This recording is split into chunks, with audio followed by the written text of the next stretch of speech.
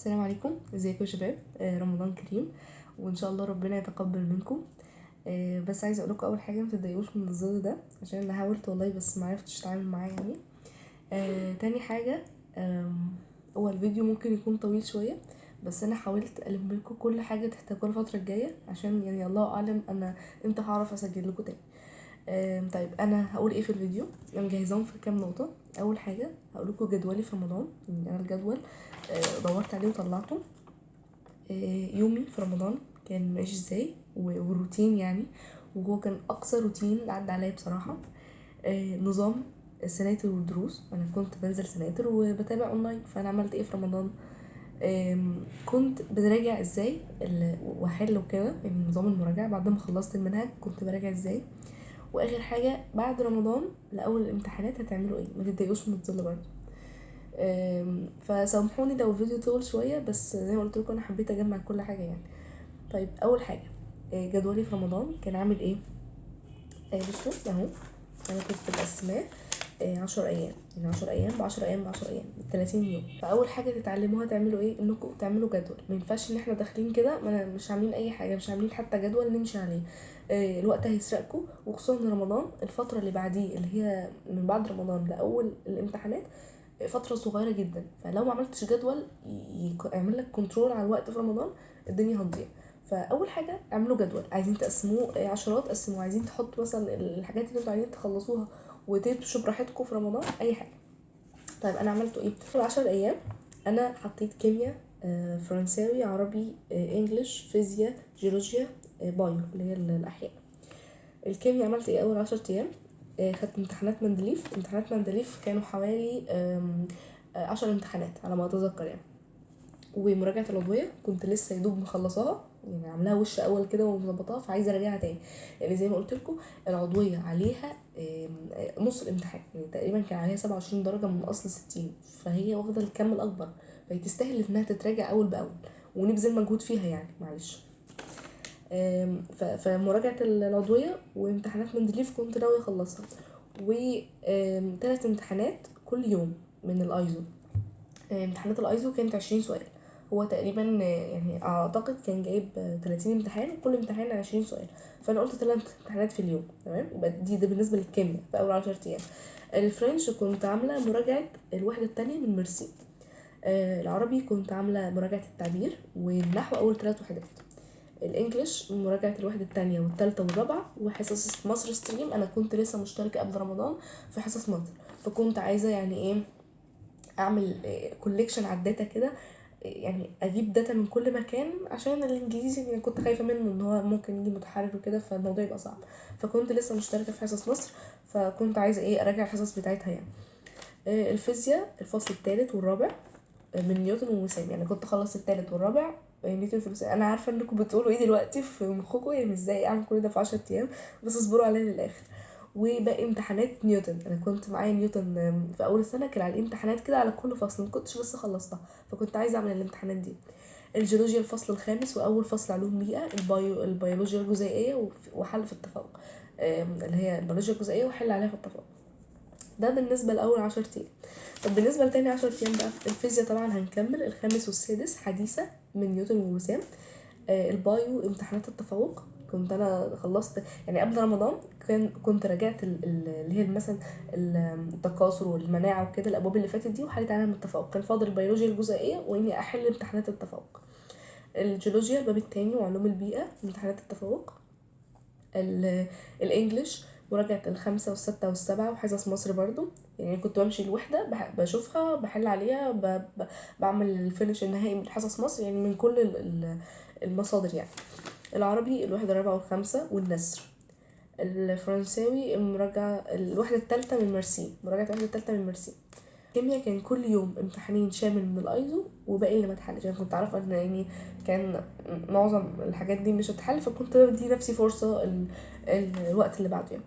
اخر بقى ايام اللي هي في الشهر كانت باقي الامتحانات من مندليف الكيمياء بمعدل كل يوم امتحان، ومراجعه من حصص مصر ستريم.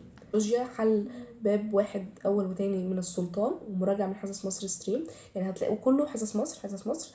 انا يعني زي ما قلت لكم كان ده الفينش، يعني انا كنت بحضر نفسي اللي خلاص دي بقى مراجعه، واللي بعدها نخش بقى مراجعه ايه ليالي الامتحان وكده. ده اللي انا هقول لكم عليه.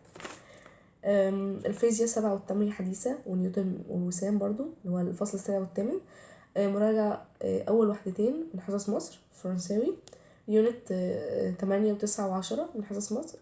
والعربي الوحدة 7 والثامنة بلاغة ونصوص. أنا المراجعة دي كنت بعملها من كتاب كيان، يعني مراجعة انتوا شايفين تفوقوا كده، مراجعة العربي كنت بعملها من كتاب كيان. طيب بعد الجدول الرهيب ده، هل أنا مطالب أعمل كده أو انتي مشيتي على الجدول ده؟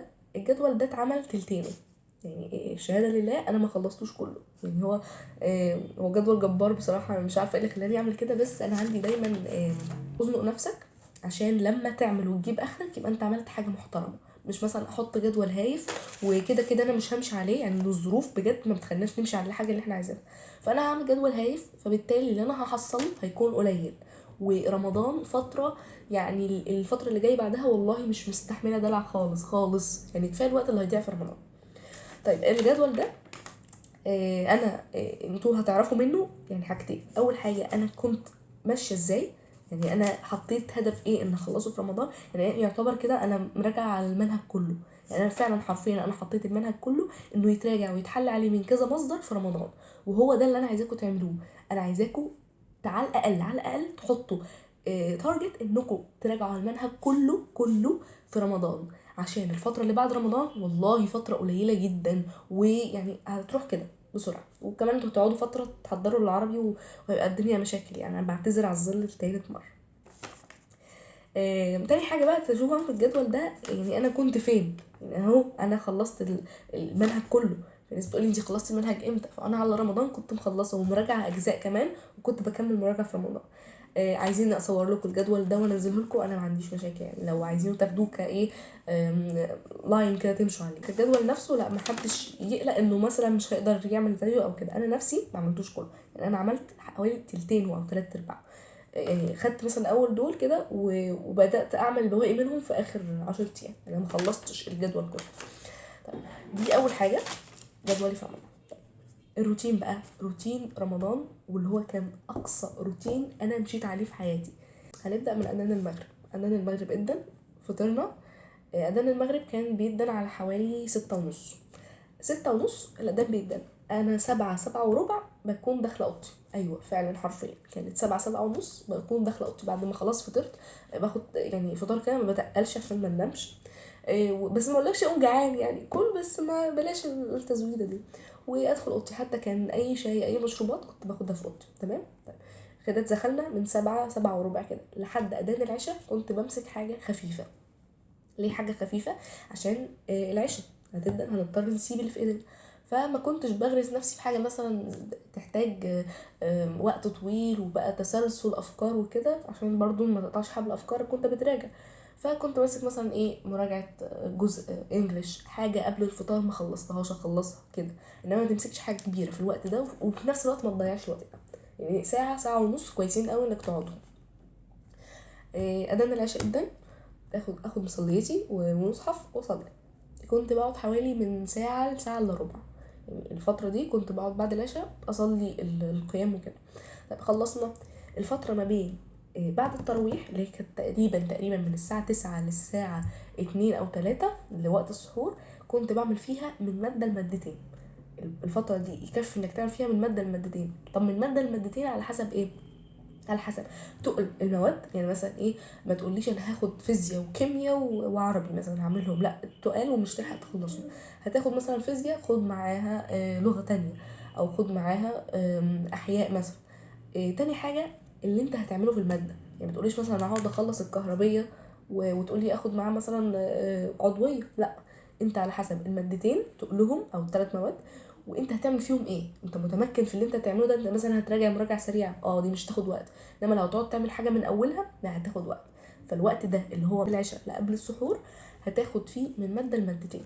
طب خلصنا واتسحرنا وكده، تبقى بعد الفجر باخد ساعه او ساعه ونص اعمل بيهم برضو حاجه خفيفه. يعني مثلا اراجع كلمات انجليش، اراجع على حاجه كنت عملتها نص نص، حاجه مش هتتعمل من اولها وفي نفس الوقت كانت بتقفل حاجه تانية او بتعيد على حاجه تانية.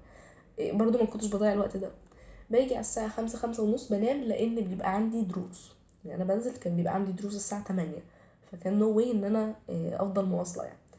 بنام حوالي 3-4 ساعات وبنزل الدروس. كنت بخلصها على حوالي الساعة 10 أو 11. اليوم اللي كان بيطول قوي كان بيبقى 12. بقى ما برجع 12 الظهر مثلا لحد الساعة 4، كنت الوقت ده بعمل فيه من مادة لمادتين برضو، على حسب تقولهم وعلى حسب أنا عايزة أعمل فيهم إيه، من مادة لمادتين.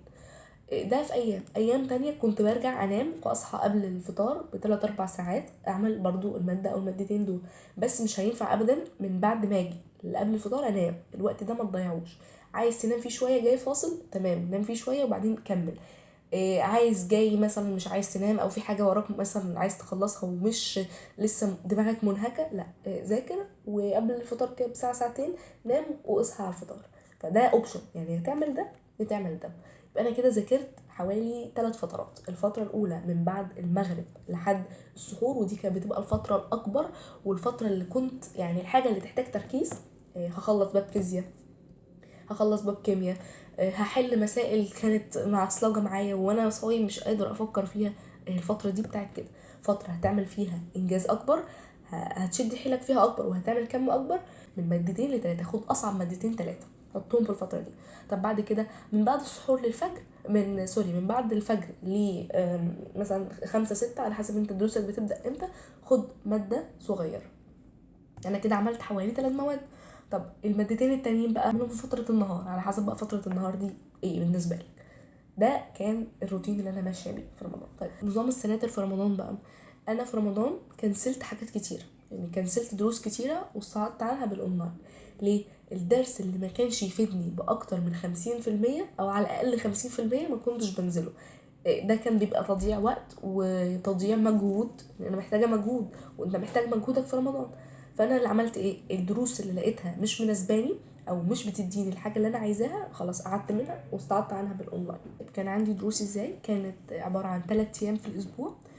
كل يوم كنت بنزل حوالي من 2 ل3، يعني 3 ايام في الاسبوع من 2 ل3 دروس فقط لا غير، وهم 3 ايام في الاسبوع بس. عشان كده بقول لكم وفروا جهدكم وفروا وقتكم. الحاجه اللي تقدروا تستعيدوا عنها بالاونلاين، الاونلاين خلق لكده اصلا، انت ما عندكش وقت وما عندكش مجهود فاقعد اونلاين.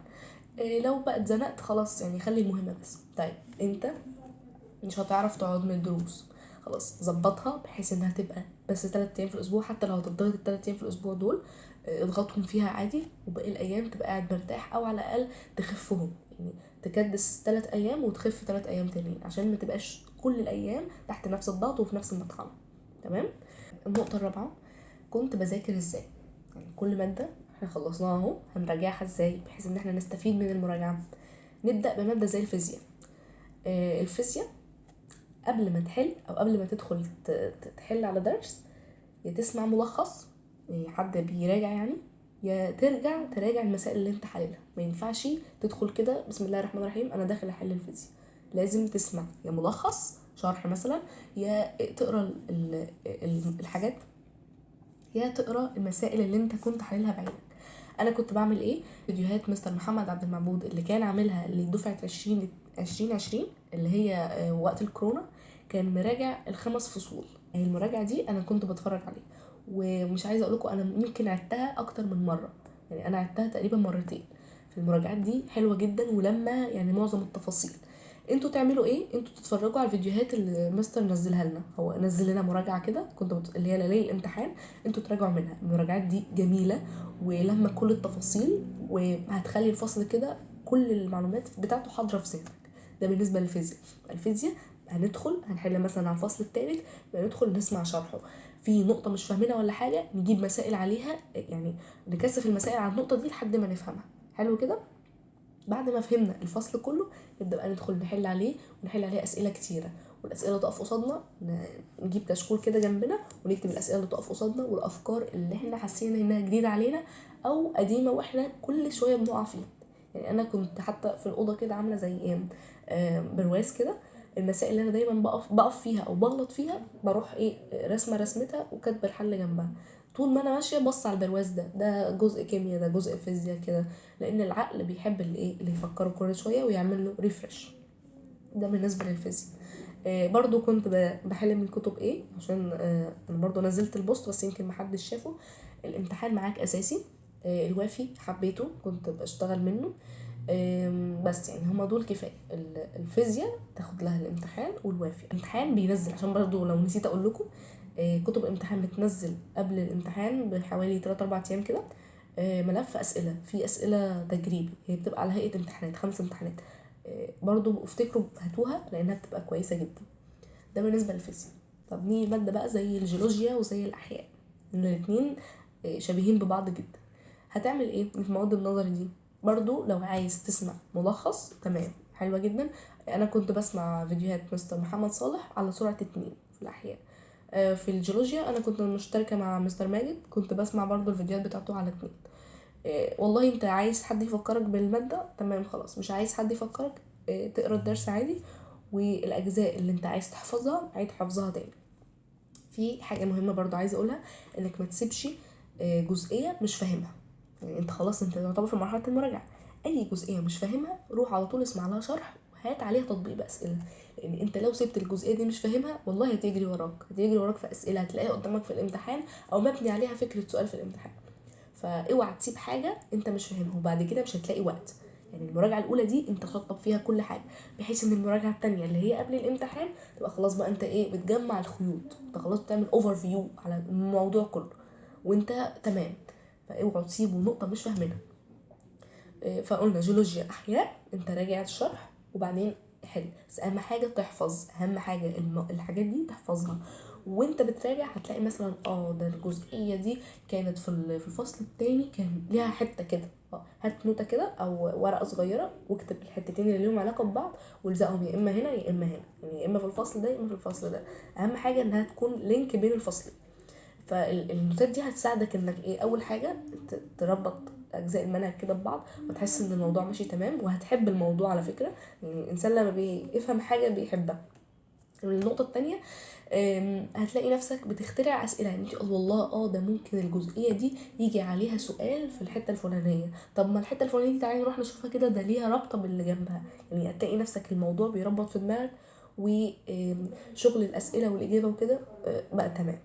فده بالنسبه للاحياء والجيولوجيا. برضو انا كنت بحل منهم من كتاب الامتحان، و يعني هتعلي مستواك شويه بالكتاب التفوق فيهم. والجيولوجيا لو عايز تجيب السلطان كان حلو برضو. نيجي للكيمياء.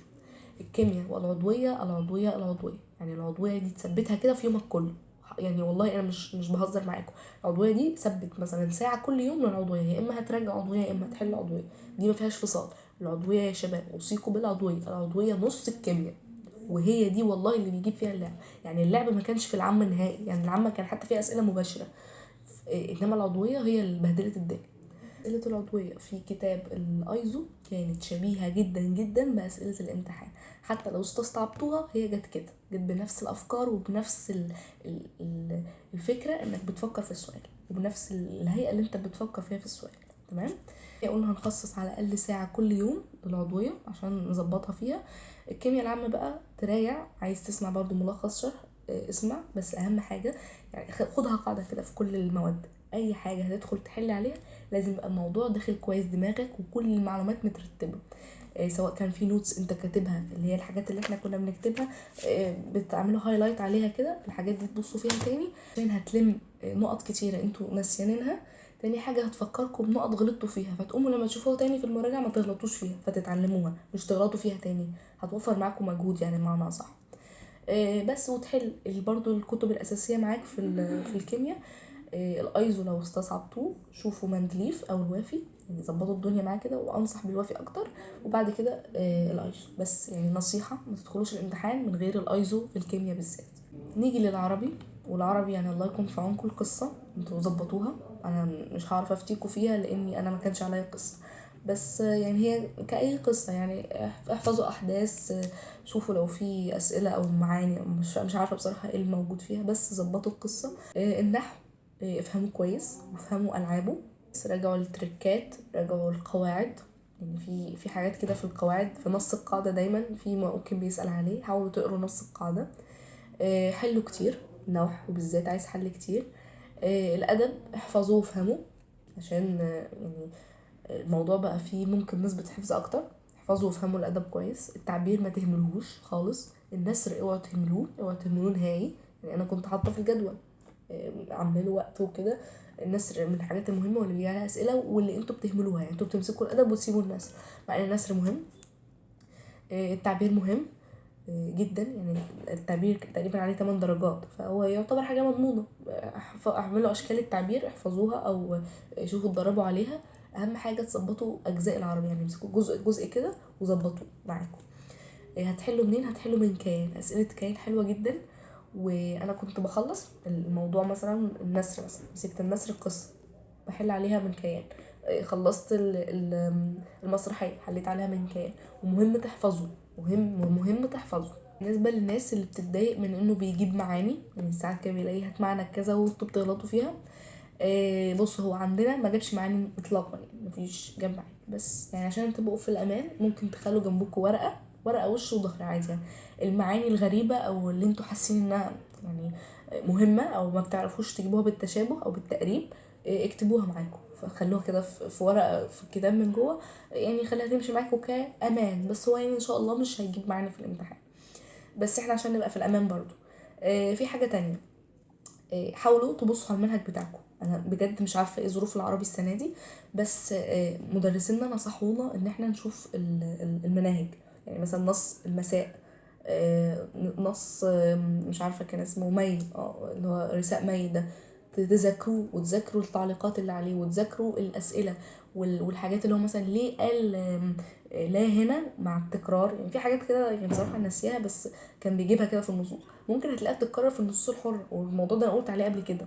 فتاني انت هتحاول تذاكر النصوص اللي عندك. انت بعد ما تذاكر مدرسة الادب ادخل على طول. انا ذاكرت الاتجاه الوجداني، دخلت على نص المساء. عملت ايه؟ قريته، شفت الجماليات اللي فيه اللي هو جايبها. مش هحفظ، يعني هقرا هطبق، هشوف المعاني اللي هو جايبها، هشوف التعليق مثلا الشاعر قال ايه في الحته الفلانيه. طب الشاعر جاب هنا ليه اللون معرفش العقيق، ولا عشان يظهر الحزن او الشروق، حاجه زي كده يعني. فالحاجات دي هتيجي شبهها في النصوص الحره. هيقول لك مثلا ليه جاب اللون كذا مع كذا. بنسبة كبيرة لو هو كان جايب في الاتجاه الوجداني برضو هتلاقيه نفس التعليق، ان هو عشان يظهر الحب والأسى واتمنى تكونوا فاهمين النقطة. بس ده بالنسبة للعربي. فحلوا كتير في العربي، ما تهملوش العربي 80 درجة يعني. يعني يكاد يكون شايل ربع المجموع اصلا. فاهتموا بالعربي، وزي ما قلت لكم يعني ما تهملوش النصوص، لان هما كذا مره نبهوا عليها في مدرستنا. يعني حتى عندنا في سنتنا دي نبهوا على النصوص دي وقعدوا يدربونا عليها. فالله اعلم السنه دي هيحصل ايه، يعني ما تخليش في شك في الموضوع يعني. هدخل على الانجليزي اللي هو المشكله. انا قلت ازاي قبل كده هتتعامل مع القطع والباراجراف، تمام. الكلمات اللي هي مشكله طبعا، يعني نو واي هتظبطوا القصه. يعني شوفوا بقى انتوا هتعملوا ايه في القصه، عندكم مطلوب منكم ايه ظبطوها. يعني ما تهملوش القصه على حساب المنهج الاصلي، تمام. همسك واحده واحده كده. الوحده يعني على ما اعتقد ان انتوا برضه عندكم زينا تبقى مقسومه نصين. النص الاول ليسون 1 و 2، والنص التاني 3 و 4. النص الاول انا مسكته، خلصت الجرامر بتاعه، طبقت عليه كويس. الكلمات والاكسبريشنز حفظتها. طب احفظها ازاي؟ هخبي العربي وراجع بعيني على الانجليش. والله عرفته تمام، عرفت الكلمه، ما عرفتهاش هحتاج احفظها تاني. ده عشان اعرف او اختبر ان انا عارفه الكلمه. طب بعد كده يعني ده هيسهل معاك وقت. طب بعد كده خبي الانجليش وشوف العربي وبعدين اكتب الكلمه. يعني احنا اول مره هنعمل ايه؟ هنخبي العربي واشوف الانجليش. دي تمام عرفتها، دي تمام عرفتها عمود طويل كده هعدي عليه بعيني. هشوف اللي انا مش عارفاه بس هعلم عليه، هلاقي مثلا حوالي 3 4 نقط لو انا كنت بذاكر بضمير يعني. لو كده هلاقي مثلا ايه 7 8 نقط اللي انا مش عارفاه. حلو. بعد كده هخبي الانجليش وابدا اشوف اللي انا كنت عارفاه اصلا واكتبه، اشوف الاسبلنج عشان انتوا يعني انتوا عندكم كتابه وعندكم باراجراف وكده وترانسليشن، فيبقى عندكم كتاب فتتحاسبوا على السبيلنج. فده هتعمله عشان السبيلنج. الخطوه التانية دي عشان تختبر السبيلنج بتاعك صح ولا غلط. نيجي بقى على الكام كلمه اللي انا ما كنتش فاكراهم. هطلع كراسه كده محترمه اكتب فيها الكلام ده، او نوته او حاجه زي معرفش الستيكر كده او الحاجه اللي بتتلزق دي، وتلزقوا الورقه على اول الوحده كده او على اول الدرس. فيها الكلمات اللي انتوا معرفتهاش، عشان ان شاء الله لما نيجي نراجع المراجعه التانية الكلمات دي ده اللي ما كنتش اصلا فاكر معناه، مش اللي انا كنت مثلا غلطت في السبيلنج، لا اللي انا كنت مش فاكر معناه. والسبيلنج انت هتفضل تكتب الكلمه كذا مره كذا مره لحد ما ما السبيلنج بتاعك يظبط معاك. بالنسبه للاكسبريشنز زي نظام الكلمات برضه انت هتخبي وهتشوف الاكسبريشنز. الموضوع بقى بتاع الديريفاتيفز واللي هي المشتقات والمعاني والمضاد، كل ما تراجع الوحده راجع عليها على قد ما تقدر، يمكن يعني يزنقك في كلمه او اتنين منها يعني، بس هو غالبا هيجيب الشبيه ما تقلقوش يعني. بس يعني كل ما تيجي راجع عليها، اعمل اللي عليك، راجع عليها وهي مع الوقت هتثبت. ده بالنسبه للانجليش. بالنسبه للغه التانية بقى يعني ما اعتقدش ان حد عنده مشكله في اللغه التانية، ما فيهاش قصه نفس موضوع الكلمات، بس محتاجه يعني تدريب على الكتابه شويه، لان اللغه التانية بتبقى اصعب من الانجليش. دي بالنسبه لطريقه مذاكره كل ماده. وبرده لو حد عنده اي مشكله يبعت لي، انا حاطه لينك صفحه الفيسبوك على معلومات القناه، هتلاقوها، اللي عايز يبعت لي. اخر حاجه بقى وان شاء الله يعني برضو لو لقيت وقت هطلع اقول لكم الموضوع ده، ما بعد رمضان لحد الامتحانات، انت تعمل ايه من بعد رمضان لحد الامتحانات. بس عايزه اعرفكم انك بتراجع المراجعه دي في رمضان وحبه صغيرين بعد رمضان، دي المراجعه الاولى بالنسبه لك. بعد كده لازم يكون في مراجعه تانية، يعني احنا هنراجع مراجعتين قبل المراجعه بتاعه الامتحان. ما ينفعش ابدا ابدا نخش الامتحان بمراجعه واحده وبتاعه ليله الامتحان دي، يعني لازم يكون مراجعتين كبار ومراجعه ليله الامتحان. فانت المراجعه اللي بتعملها دي هي مراجعه اولى، هتظبط فيها كل حاجه انت مش فاهمها، يعني هتلم المنهج بنسبه من 80 ل 90%. ان شاء الله المراجعه التانية اللي هي بعد رمضان، وانك تعمل حسابك انك تخلص اول مراجعه في رمضان وجزء صغير خالص من بعد رمضان، وبعد كده تبدا في المراجعه التانية على طول. المراجعه التانية دي هنعمل فيها ايه؟ هنعمل فيها بالظبط نفس اللي عملناه في المراجعه الاولى، بس هتلاقي انها بتاخد وقت اقل ومجهود اقل. بس انا عايزاك تبذل مجهود كويس محترم في المراجعه دي، عشان انت المراجعه التانية هتبقى وقتها قصير وهتبقى عايز تلحق والضغط بقى والواحد يتوتر. فالمراجعه دي ابذل فيها اقصى قصارى جهدك بجد يعني، واديها حقها زي ما بيقولوا كده. وان شاء الله المراجعه التانية هتعمل فيها نفس النظام، بس هتبقى اسرع بقى وهتلم الخيوط زي ما قلت.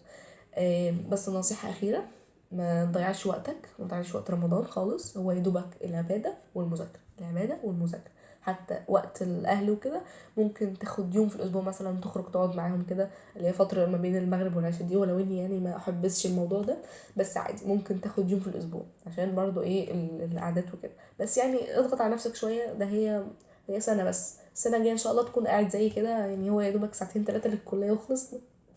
الحاجه التانية اللي عايزه اكلمك عليها، خلي اعصابك هاديه خالص، اشتغل اكن الامتحان بكره، وخلي اعصابك رايقه كأن الامتحان بعد سنه. ده اللي انا دايما بقوله لكم، اشتغلوا كأن الامتحان بكره، اشتغل باقصى ما عندك واشتغل وخلي قلبك على حاجه كده، وخلي اعصابك هاديه خالص، ومفيش اي مشاكل ومفيش اي توتر، كأن الامتحان لسه السنه الجايه. عشان التوتر هيضيع مننا معلومات، هيشتتنا، يعني هيعصبنا، مش هيعرف يخليك تذاكر واللي هو ايه تذاكر بمزاج. يعني انا عايزاكم تراجعوا بمزاج وتراجعوا كويس، لان التوتر والعصبيه هيضيعوا مننا حاجات كتير. ربنا معاكم، ويا رب يكون الفيديو الطويل ده فاتكم، ولو في اي حاجه ابعتولي. شكرا والسلام عليكم ورحمه الله وبركاته.